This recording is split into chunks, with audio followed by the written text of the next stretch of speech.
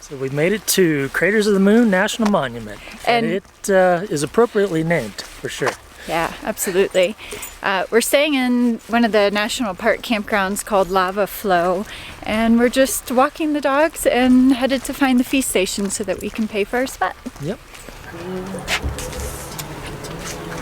This is pretty high tech. It is. Fancy. Normally you get an envelope and you write a check or put some cash in. We are paid. It's $15 a night for dry camping, but they do have water fill stations here, so if you come with an empty fresh tank you can fill it up.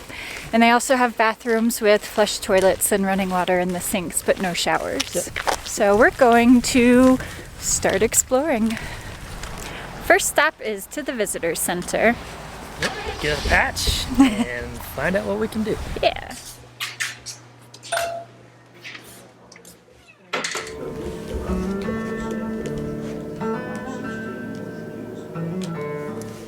All right, well, we got our patch. We got a map of the place. And we got our permit to hike the lava tubes. Yep, so there's not a ton to do here. There's a scenic drive that's relatively short. I think it's around 7 miles, so they say it takes about half an hour to do. And then there's a handful of hikes. Most of them are shorter. Mostly shorter ones. I think there's 2 longer ones if you were looking for an extended hike, but most of them are pretty short. And when we say longer, we're only talking 3 miles. Right, exactly. I think it's the longest one. Yeah, they're not like 15 or 20 miles long or anything. So the short ones are really short. So yeah, we're gonna get in there and spend the afternoon seeing as much as we can.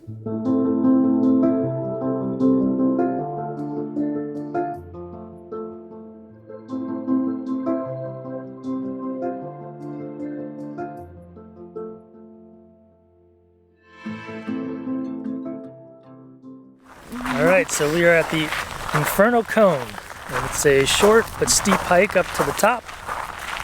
I'm not sure what we're going to see. We did not get the best weather for this. It's rainy and chilly and windy. Those are always a fun combination. But that's all right. I honestly think that it kind of adds to it. It makes it a little more spacey, that it's not just like a perfect sunny day.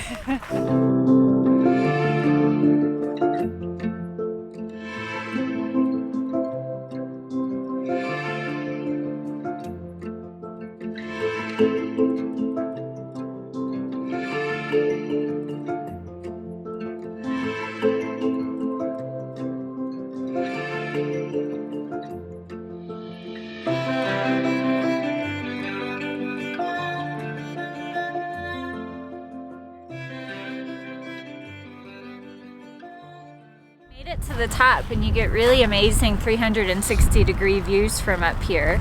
According to the pamphlet, at the top of the Infernal Cone you can see cinder cones lined up along the Great Rift. So just some really cool views up here.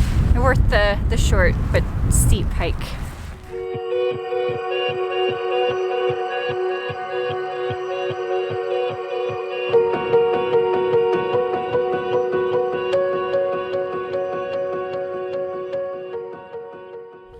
So Craters of the Moon is an area with a pretty interesting geological history. It was formed by volcanic activity, but not an actual volcano. Right, exactly. So there are fissures going down all throughout this area that lava entered the Earth's surface through. They call it the Great Rift.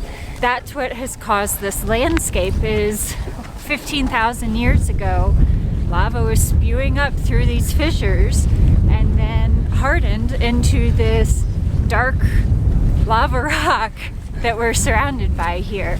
So behind us are actually what they call splatter cones, where the lava actually kind of spews out of the fissure and then the lava hardens in the air and falls down as rocks and actually creates a cone. It almost looks like a little miniature volcano of lava rocks. So we're walking up to a relatively large splatter cone here.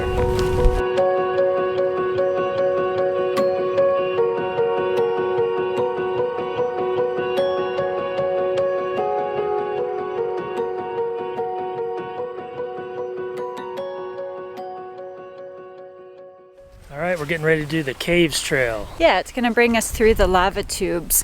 We actually had to get a permit for this, but it was really easy. It was free, and it's basically just a stamp on our map. Really what it is, though, is that they're informing us about the fungus that people carry around on their shoes that's killing all the bats in the caves across the country. So they made us aware of that, made sure we hadn't been anywhere where we could have picked something like that up recently, and we got our permit.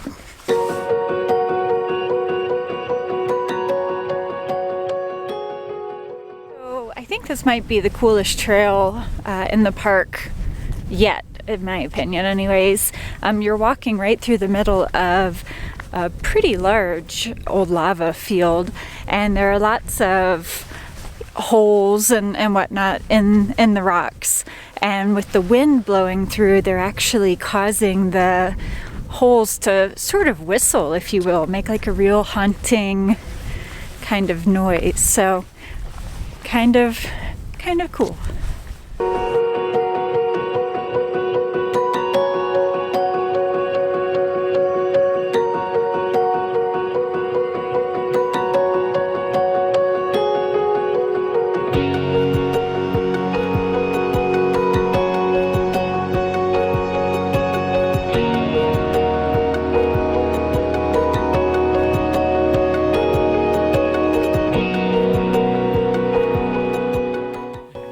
So we're about 100 feet back in the Boy Scout cave, and it just keeps going. I don't know how far down this cave we could go, but there's no trail. You're just walking over rocks, and without the flashlights, it's completely pitch dark. It is a true adventure. This is very, very cool.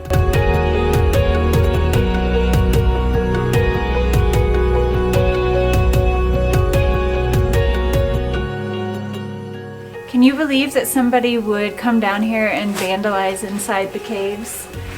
It's pretty disappointing. Yeah. It happened in August of this year, so we're in September. It happened just about 2 months ago now. And the National Park Service is working on cleaning it up. But I just don't understand why people feel the need to come and do stuff like that.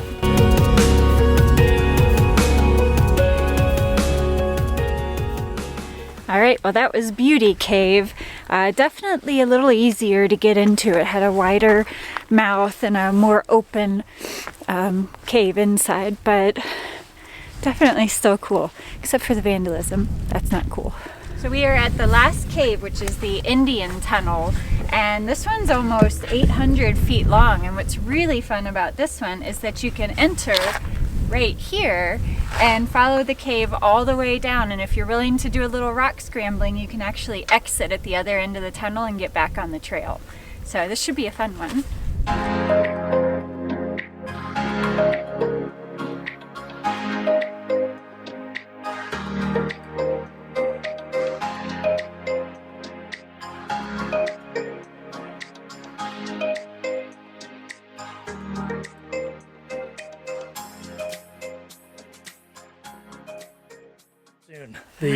The outside, or the end of the cave, is like a rock scramble, so it's quite technical. Yeah, but if you're interested in seeing one of the caves in the park but don't want to get in over your head, the beginning of this one would probably be a good one, and then just turn around and go right back out rather than going all the way to the end.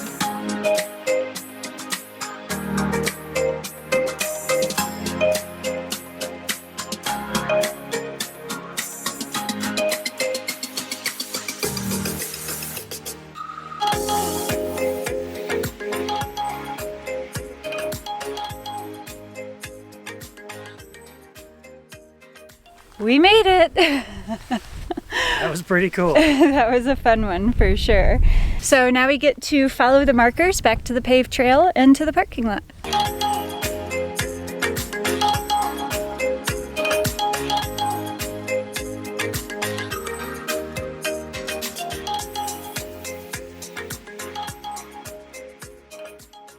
It is not a nice day out there. It is very cold and very windy. But man, that was really cool. Definitely the caves area was my favorite, and I think TJ's too. But the trail winds through this massive lava field, and you know, you've got 4 different caves to explore, so depending on your level of adventure, you can go all the way through all 4 of them, or you can just peek your head in. But that was fun. That was cool. Definitely the best part. What's your favorite part of Craters of the Moon, TJ? That last lava tube was pretty cool. Uh-oh, he's stripping. He's stripping, ladies.